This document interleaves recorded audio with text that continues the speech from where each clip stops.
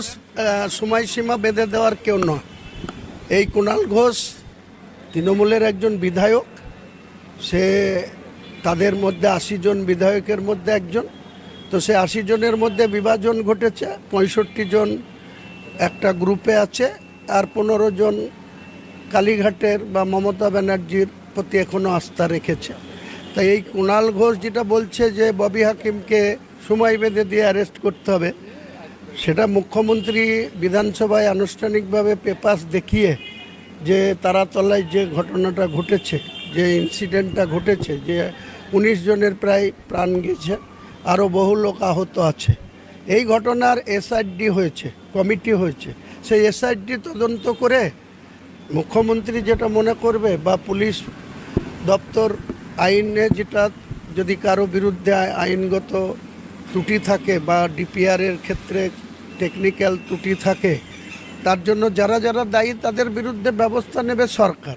কুণাল ঘোষকে তো কেউ এরকম দায়িত্ব দেয়নি যে কুণাল ঘোষ একজন তৃণমূলের বিধায়ক হয়ে আরেকজন তৃণমূলের এক্স মেয়র বা তৃণমূলের বর্তমান বিধায়ক তাকে অ্যারেস্ট করার সময়সীমা কুণাল ঘোষকে বেঁধে দেবে, এটা তো হতে পারে না। তাহলে আর মমতা ব্যানার্জির সরকারের যে অনিয়মগুলো ছিল, আজকে এই সরকার এসে যদি পরিবর্তন, তাহলে মানুষের কি আসলো?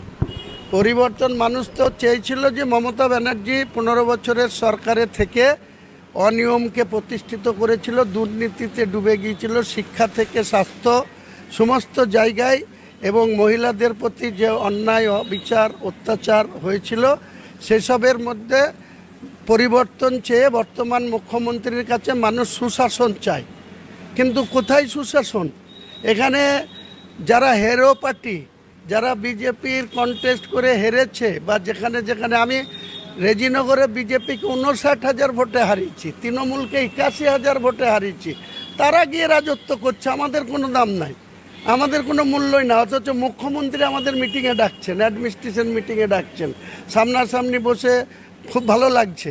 কিন্তু এখানে এসে তার দপ্তরের একজন ওসি তিনি বলছেন বিজেপির নেতাদের কাছে বলুন, আমাদের কিছু করার নেই। তাহলে এটা কি সুশাসন? আর আমরা আমাদের বিরুদ্ধে যত খুশি কেস হোক, আমরা কোনো অন্যায় কাজ করি না, আমরা মানুষের উপরে কোনো জুলুম করি না, মানুষের উপরে কোনো কাজ করে দেওয়ার বিনিময়ে চাকরি বলুন বা অন্য কোনো কাজ বলুন, কোনো থানাতে কোনো মানুষ বিপদে পড়লে সে হিন্দু মুসলমান দেখি না, আমরা কাউকে জিজ্ঞাসা করি না আপনি কোন ধর্মের মানুষ, কোন বাড়ি থেকে এসছেন। আজও সকালবেলায় 100 লোককে দেখা করেছি, সাক্ষাৎ করেছি, তার মধ্যে 20টা হিন্দু লোককে সার্টিফিকেট দিয়েছি, তাদের ইনকাম সার্টিফিকেট, তাদের আধার কার্ড সংশোধনে, সেখানে আমরা দেখি না।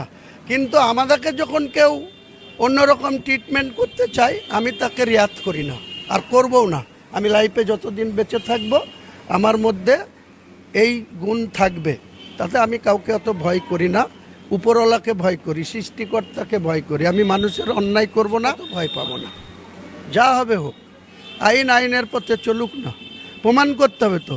আমি যে আমাকে বলছে যে আমার বিরুদ্ধে এই করেছি, আর যারা ওরা করেছে, আজকে হেরো অনামিকা 59,000 ভোটে বিজেপির বাবন ঘোষ আমার কাছে হেরেছে, 81,000 ভোটে যে তৃণমূল হেরেছে, 4 মের 4 তারিখে, 4 মের পরে 4টের পরে যারা তৃণমূলের দালালি করতো, তৃণমূলের তোলাবাজি করতো, তৃণমূলের হয়ে গুন্ডামি করতো, তারা আবার এখন বিজেপির পতাকা ধরে নিয়েছে, তারা গেরুয়া ধরে নিয়ে আমাদের সাথে লড়তে আসছে। লড়ুক না, কোনো অসুবিধা নেই, আমি পরোয়া করি না। আমার জীবন